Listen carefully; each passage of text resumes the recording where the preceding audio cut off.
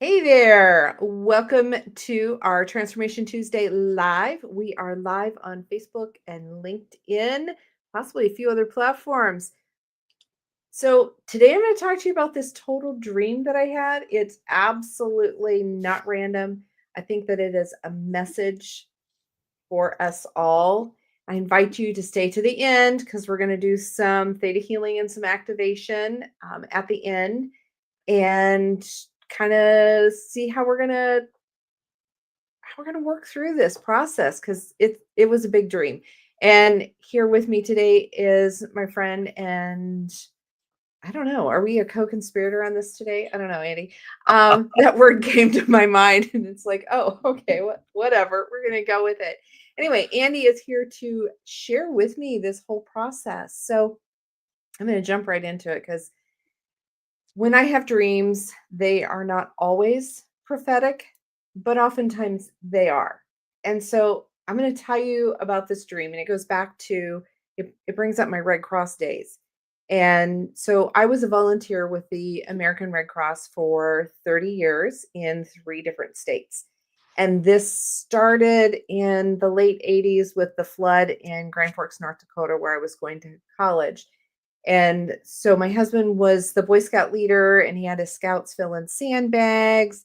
And ironically, they were in East Grand Forks, Minnesota.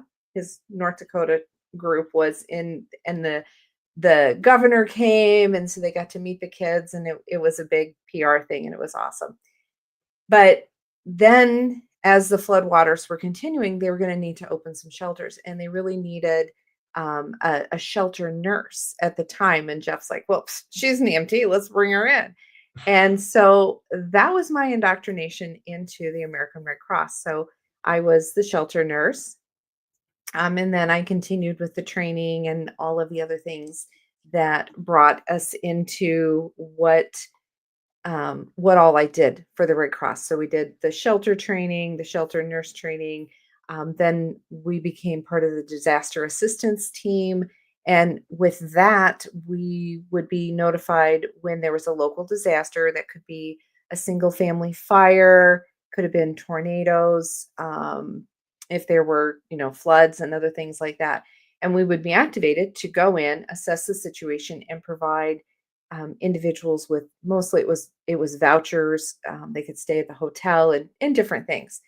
And when I last left the Red Cross, it came down to it. It almost felt horrible because the assistance we were providing, basically for a single individual, was about $300 worth of assistance. That would provide you with food, grocery, meal vouchers, lodging, but ideally that was to get you through 3 days until your insurance kicked in. So that's the crux of how I was involved with the American Red Cross. And of course, that later went into where I was teaching. I taught CPR and first aid for 26 years. Oh, wow. They also got me to teaching the kiddos courses. So I taught BAT, which was basic aid training for children under the age of 13. I taught the babysitter course, and I did some ergonomics for office settings and different things. So I did a lot of stuff with the Red Cross for a long time. And I'm not doing that anymore. And I haven't been with the Red Cross for several years now. And this dream, so back to the dream, the whole thing, what we're talking about. So in this dream last night, I was like at this Red Cross convention. I don't know that they have them, but it was in a big stadium arena type thing. And I was checking in at the table and talking with this fella, and he tells me he's got this project for me. I'm like, okay, I'm not actively with the Red Cross, not sure why I'm here, but sure, give me a project. He had a project. The assignment was for me to develop a recovery plan and create the application process and all the steps that would follow through to allocate $30,000 to individuals for recovery. Wow. That's a lot of money. I mean, I'm Yes. living here in the Midwest. I mean, 30,000, that is more than the annual average income here, okay? Mhm. That's a ton of money. Can you imagine what you could do with that? And so this dream went on and on. It went on and on. And it was one of those you'd wake up and go, wow, that's a lot of money. And you'd fall back asleep and it's like, oh. And I would fall back to sleep and I'd pick the dream up right where I left off. And so through the course of the night, I figured out, well, how many people? I'm thinking, oh, $30,000, in today's economy, that's probably going to go to what, 3, 5 families. No, I finally decided it is for 60 to 70 individuals to receive this $30,000. What a sense of rebuilding that you could help 60 to 70 people with $30,000 to help them rebuild. I had no idea what the disaster was. I never decided what that was. But this was a sense of duty. It was overwhelm. It was curiosity. I'm like, okay, what brings this dream? Well, the last couple of weeks have been a very, very busy individual. We've had Friendsgiving the week before Thanksgiving. So there was getting my house ready, that annual cleaning. You have a party at your house to make sure your house is really clean. Yeah, that's that's one of the tactics. Anyway, and that went off without a hitch. Created some deeper friendships there. Last week, I was called to be an advocate for a family member at the hospital. So I spent a lot of time at the hospital. And let me tell you, that was draining. I'm good at it. So I was there and I was helping. I was doing the best I could to help this Mhm. person in what they needed at the time. And so I got lots of thank yous and came home, did traditional Thanksgiving with immediate family. And then we had a snowstorm hit. So I've been drained. I've just been emotionally drained. And I went to bed last night because I didn't know what I was going to talk about today with that assignment of give me a topic. Let me know what I'm supposed to do. And this is what I had. So when I look at pulling this dream apart a little bit more, the Red Cross, that's my call to action, my call to movement to step in to help. And usually with that, it was more of that crisis functioning that I did Mhm. for so much of my life is, helping people in crisis. And so being reactivated to that call, $30,000, that I'm going to take that as what the value of my healing is. That when people work with me, and I know when I was first setting my rates as a healer, it's like, oh, well, I just, I could, and it's like, no, people are getting a lot of healing good from me in a short period of time. And I look at how much I've invested in my training and what I do. But when you look at that, Andy, what do you think of, the value of what you do in healing and helping people in their longevity? I think a lot of people don't put value in the things they don't know is important.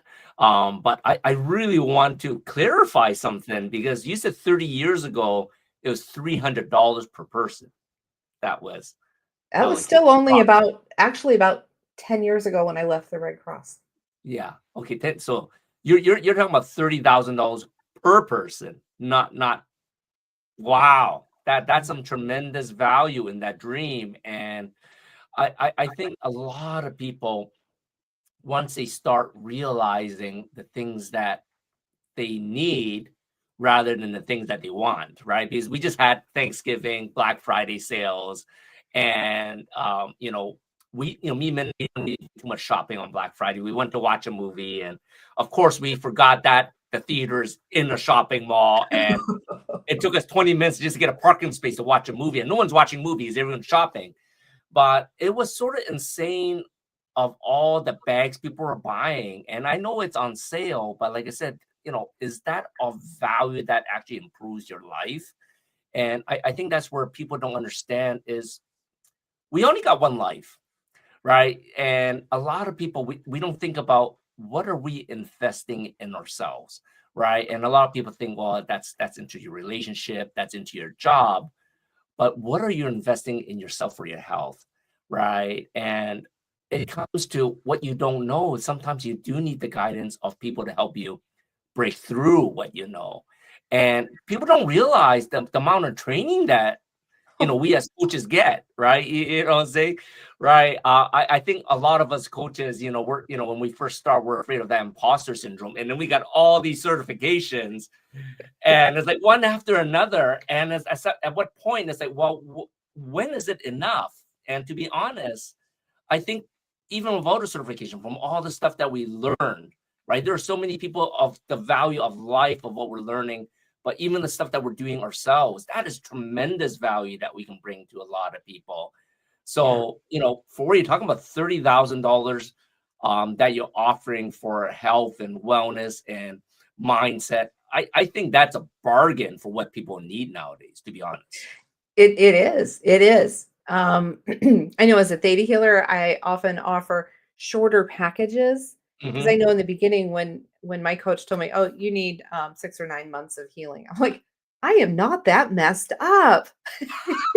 Yes. That was how I took it, and so I want people to do whatever they feel that they need to do with me. Mhm. So yes, I have a 1 month, 3 month, 6 month plan. I've got them. I've got the Mhm. plans. You just call me up, let me know what you want to work on. But and then in this, when I was talking through this dream this morning, I felt that I was saddled with the Mhm. weight of coming up with this plan, 60 to 70 people. I mean, Mhm. that's a lot of people to encompass with one Yes. plan, one program, one Mhm. set of rules. But that's also the task that we take on as coaches. Yes. We take that weight and that responsibility. And I think I speak for, well, I know I speak for myself. I think I speak for you and a lot of the coaches. Mhm. There are cookie cutter programs out there, but those aren't ours. We're going to Yes. detail those to what it is you need and checking in, and we have that high touch part of it. So, and then the other thing in the dream that wasn't clear is what was the disaster? Mhm. I mean, it didn't. I mean, yeah, I don't know what it was, but I think that that talks to that whole unseen trauma, that personal Yes. upheaval that we have, that we don't know what's necessarily going on. And Mhm. so I think that's where it applies to all of us. We are all recovering from something, even if the world doesn't see what it is specifically. Correct. So putting it into some steps here, let's talk about like 3 steps. First of all, we have to acknowledge that there is a disaster. Mhm. And we don't want to say that. We use the word trauma so much, but I think it's a Correct. disaster. Healing doesn't happen without you having some really honest soul searching stuff here. What are you recovering from? A Mhm. lot of my clients come in and they're like, "Oh, I want to deal with this. I want to deal with that." And it's like, "Okay, sure. Let's start there." And what we find is that we get so much deeper that that trauma on the surface is coming from so much history and so many limiting beliefs and the things that set you up for this. And so a lot of clients, they don't know exactly what it is they're coming in to work with me on, but they know they want something different. They know what they no longer want. And so I Correct. think, that's the disaster. I'm not living like this anymore. That was my wake up call. I'm done living like this. And so then step 2 is take the responsibility.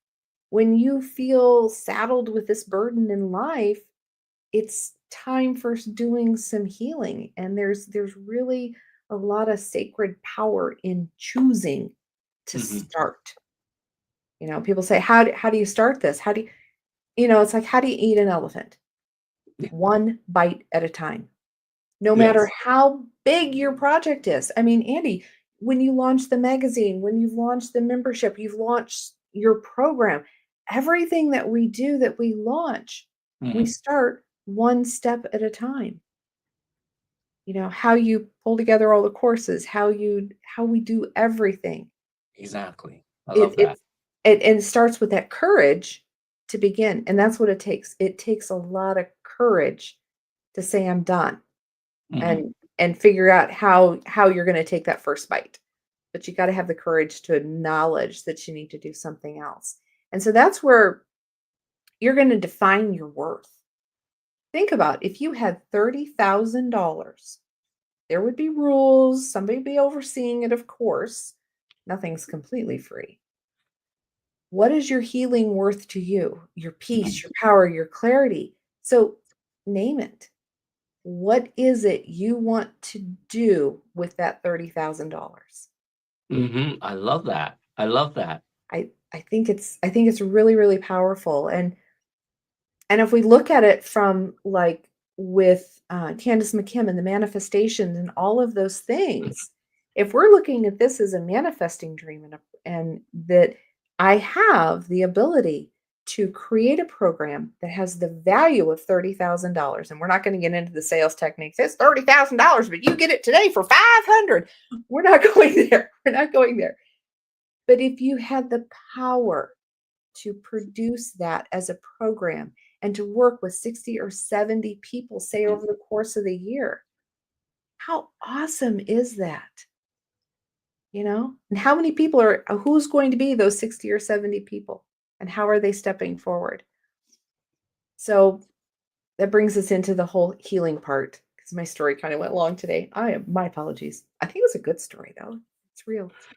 So let's just take a nice deep grounding breath, breathing all the way in, down to your toes, and let that breath go. Breathe out that disaster as we name it. And so maybe close your eyes for this next deep breath and envision yourself. Imagine, know what it feels like to receive $30,000 of healing.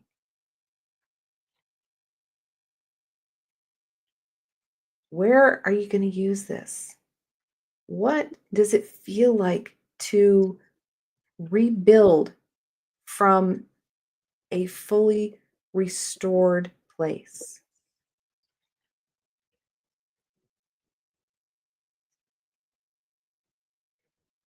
Got to feel good. So let's put in some healing stuff here. I think that so many of us, we function in lack and we think there's not enough to go around. So the idea of 30,000 for 60 or 70 people, that's a lot to go around. And that is how abundance works. There is plenty to go around. So I want to remove the obligation that we have to work and live in lack. When you go to the grocery store and there's only 2 cans of soup left, take them both. If you need them, take them both. Don't leave it. Go in and take what you want. So let's download what it feels like to have abundance, that there is always more. We're going to download that you know what it feels like to step into your healing and become recovered from this disaster or trauma as we identify it.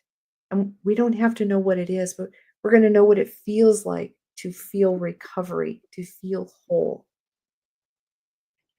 And let's download what prevents you from knowing what your next step is, how you're going to take that first bite, one bite at a time.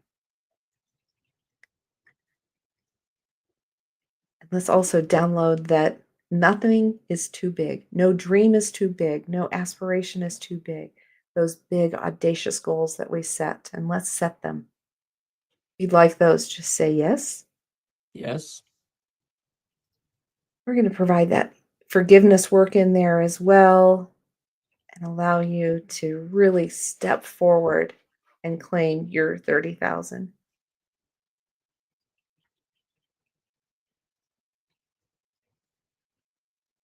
If you're catching this on the replay, definitely just say yes.